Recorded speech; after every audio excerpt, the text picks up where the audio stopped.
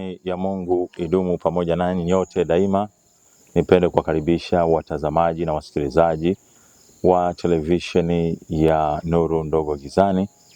Mungu awe pamoja nanyi. Karibuni sana sana katika vipindi vyetu, na siku ya leo tutakwenda kujifunza jambo moja la pekee. Kwa nini mimi nipo hivi nilivyo?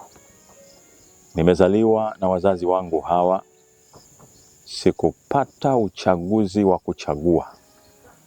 Je, kuna uwezekano ningepata uchaguzi wa kuchagua ningezaliwa nao? La hasha, nisingeweza. Na kama ndivyo, nifanye nini basi?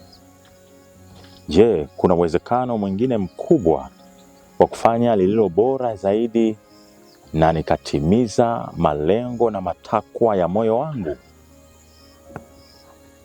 Mungu atubariki tunapokwenda kutafakari maneno haya.